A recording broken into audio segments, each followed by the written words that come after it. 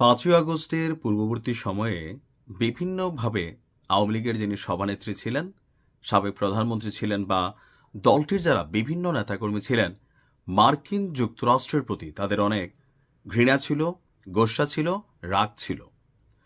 প্রায় সময় আমরা শেখ হাসিনার মুখেও এই কথা শুনেছি যে আমেরিকা চায় না তিনি আসলে ক্ষমতায় থাকুন। আর ডিপ স্টেটের একটা ভূমিকা ছিল এই সরকার পতনের পেছনে। তবে সরকার পতনের পর নানান চড়াই উতরাই পার হবার পরে হঠাৎ করেই মার্কিন যুক্তরাষ্ট্রের যে আওয়ামী লীগের প্রতি প্রেম ভালোবাসার একটা দৃষ্টান্ত আমরা দেখলাম, এতে নতুন আর একটা বার্তা কিন্তু আপনার সামনে আসতে যাচ্ছে। আপনারা হয়তো অনেকেই জানেন যে মার্কিন ডিপ স্টেট এই আওয়ামী লীগ সরকার পতনের পেছনে বড় ভূমিকা রেখেছিল। আবার সেই মার্কিন সরকারেরই বেশ কয়েকজন গুরুত্বপূর্ণ মন্ত্রী তারা আবার ডক্টর ইউনূস সরকারকে একটা চিঠি পাঠিয়েছে। আসলে চিঠিতে কি আছে? তবে চিঠির ভাষা যতটুকু বোঝা যাচ্ছে যে এই মুহূর্তে মার্কিন যুক্তরাষ্ট্র আওয়ামী লীগকে সাপোর্ট করছে। ইভেন আগামী জাতীয় সংসদ নির্বাচনেও আওয়ামী লীগকে নির্বাচনের মাঠে দেখতে চাচ্ছে আমেরিকা। দর্শক, সব রাজনৈতিক দলের অংশগ্রহণ নিশ্চিত করে বাংলাদেশে অবাধ, সুষ্ঠু এবং অন্তর্ভুক্তিমূলক নির্বাচন আয়োজনের আহ্বান জানিয়ে অন্তর্বর্তী সরকারের প্রধান উপদেষ্টা ডক্টর মোহাম্মদ ইউনূসকে চিঠি দিয়েছেন ৫ জন মার্কিন কংগ্রেস সদস্য, অর্থাৎ ৫ জন আমেরিকার এমপি। নির্বাচনের আগে একটি রাজনৈতিক দলের কার্যক্রম নিষিদ্ধ করার সিদ্ধান্তে তারা উদ্বেগ প্রকাশ করেছেন এবং বলেছেন এতে ভোটারদের একটি বড় অংশ ভোটাধিকার থেকে বঞ্চিত হতে পারে। অর্থাৎ তারা যেটা বলতে চাচ্ছেন যে আওয়ামী লীগের যে নির্বাচনে যাওয়ার যে অনুমতি নেই বা কার্যক্রম এই মুহূর্তে স্থগিত আছে, নিষিদ্ধ করা হয়েছে, সো যারা আওয়ামী লীগের ভোট ব্যাংক আছে বা যারা আওয়ামী লীগের সাপোর্টার আছে তারা তো ভোট দিবে না। তো তার মানে বাংলাদেশের জনগোষ্ঠীর এখনো 20-30% মানুষ আওয়ামী লীগের সাপোর্টার আছে। তো এই মানুষগুলো যদি ভোট না দেয়, ভোটের মাঠে এটার একটা প্রভাব পড়বে। আর আমেরিকার এই এমপিরা মনে করছেন এতে সুষ্ঠু অন্তর্ভুক্তিমূলক একটা নির্বাচন হতে পারে না। প্রধান উপদেষ্টাকে পাঠানো এই চিঠিতে স্বাক্ষর করেছেন কারা?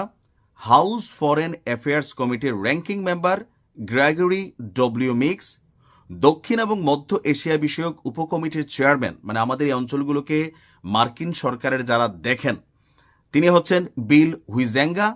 একই উপকমিটির অর্থাৎ এই দক্ষিণ এবং মধ্য এশিয়া বিষয়ক উপকমিটির র্যাঙ্কিং মেম্বার সিডনি কামলাগার ডোভ এবং কংগ্রেসম্যান জুলি জনসন এবং টম আর সুজি।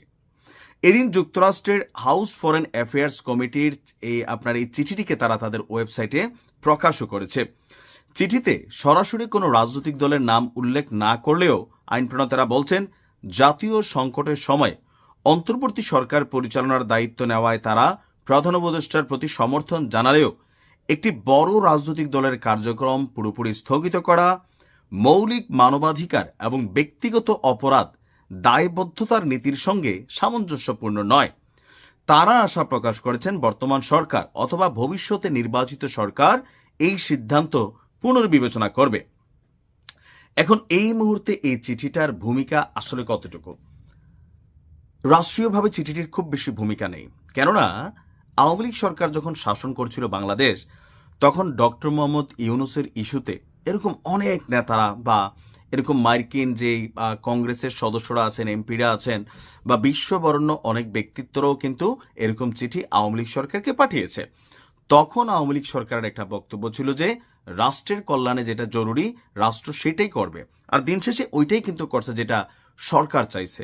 তো এখন এই যে চিঠি ডক্টর মোহাম্মদ ইউনূসকে দিয়েছে, তো ডক্টর মোহাম্মদ ইউনূস তো সিদ্ধান্ত দেয় না, সিদ্ধান্ত দিচ্ছে কে? বিচার বিভাগ, আন্তর্জাতিক অপরাধ ট্রাইব্যুনাল যেই সংস্থা আছে তারা এটা সিদ্ধান্ত নিয়েছে।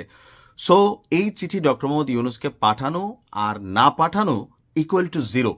তবে একটা জিনিস যেটা এখানে পজিটিভ ফিডব্যাক তৈরি করছে আওয়ামী লীগের জন্য, সেটা হচ্ছে যে মার্কিন যুক্তরাষ্ট্র কোথাও না কোথাও সম্ভবত এখন আওয়ামী লীগকে কিছুটা সাপোর্ট দিতে চাচ্ছে, আর এটাই হচ্ছে তাদের রাজনীতি। সারা পৃথিবীর মধ্যে তারা একসময় আপনাকে নামাবে, আরেক সময় ওঠাবে, আবার নামাবে, আবার ওঠাবে। এখন আপনি কি মনে করেন যে আমেরিকার এই ভূমিকা কোথাও না কোথাও আওয়ামী লীগের জন্য কতটুকু ফিডব্যাক তৈরি করবে? আমার দৃষ্টিতে খুব বড় ফিডব্যাক তৈরি করবে না। পরবর্তী সময় হয়তো ডিপ স্টেট তাদের ভূমিকা পালন করতে পারে, এটা ভিন্ন বিষয়। বাট রাইট নাও এই চিঠির তেমন কোনো ফলপ্রসূ রেজাল্ট তৈরি করবে না। আপনি কি মনে করেন কমেন্টে লিখতে পারেন। আসসালামু আলাইকুম।